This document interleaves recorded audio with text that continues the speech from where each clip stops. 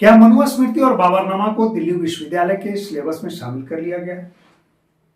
जी हां, आप सही सुन रहे हैं, बिल्कुल सही सवाल है, किंतु जवाब अनुत्तरित है, यानी अभी सटीक जवाब दिया जाना संभव नहीं है। जैसा कि आप जानते हैं कि राष्ट्रीय शिक्षा नीति 2020 के तहत दिल्ली विश्वविद्यालय में 4 वर्षीय स्नातक कार्यक्रम यानी 4 ईयर अंडर ग्रेजुएट कार्यक्रम चलाया जा रहा है, और जिसका पहला बैच वर्तमान में 6ठा है। अगले सेमेस्टर में वो 7वें सेमेस्टर में प्रवेश करेगा, जिसके लिए सिलेबस तैयार किए जा रहे हैं।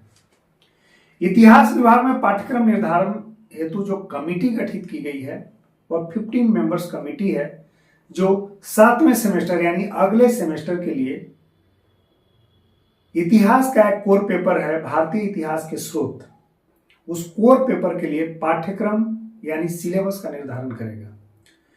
उस समिति ने सर्वसम्मति से बाबरनामा और मनुस्मृति को पाठ्यक्रम का हिस्सा बनाया है, यानी भारतीय इतिहास के स्रोत कोर पेपर के लिए मनुस्मृति और बाबरनामा को सिलेबस का हिस्सा बनाया। कमिटी ने इसे मंजूरी भी दे दी। अगला जो कदम उठाया जाना था, इस मंजूरी को, इस सिफारिश को, पाठ्यक्रम जो तय किए गए थे, इस सिफारिश को स्टैंडिंग कमेटी और एकेडमिक काउंसिल के समक्ष मंजूरी के लिए प्रस्तुत किया जाना था। लेकिन इसी बीच कुछ छात्रों ने, दिल्ली विश्वविद्यालय कुछ छात्रों ने, छात्र संगठनों ने इसका विरोध किया, और विरोध का फलाफल यह रहा कि डीयू एडमिनिस्ट्रेशन ने पाठ्यक्रम निर्धारण समिति के इस फैसले पर समीक्षा की बात कही।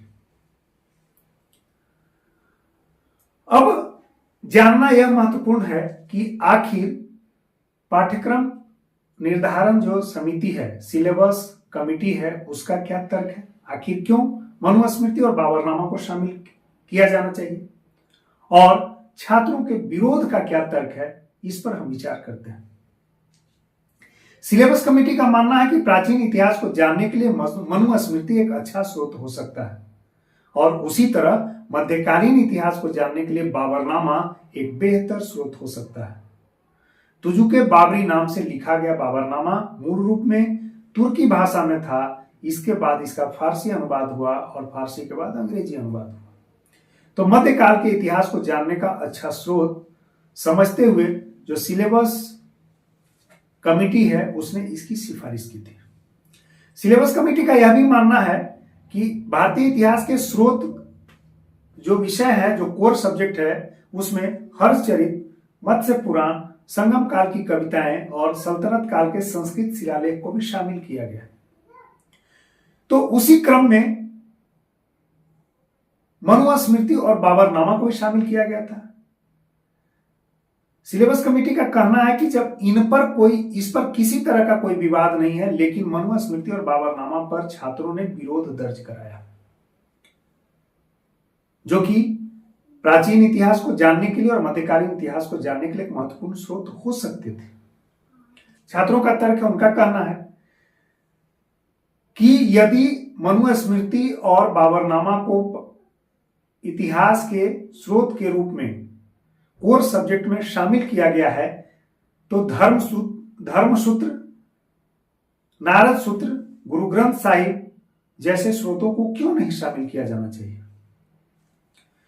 गौरतलब है कि दिल्ली विश्वविद्यालय के लॉ फैकल्टी में मनुस्मृति को सिलेबस में शामिल किया गया था पीछे, किंतु छात्रों और छात्र संगठनों के विरोध के कारण इसे सिलेबस से हटा दिया गया।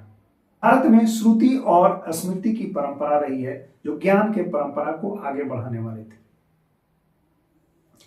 श्रुतियों में वेद और उपनिषद प्रमुख हैं, जबकि स्मृतियों से जो साहित्य लिखे गए हैं उसमें याज्ञवल्क्य स्मृति, नारद स्मृति, मनुस्मृति जैसे प्रमुख हैं।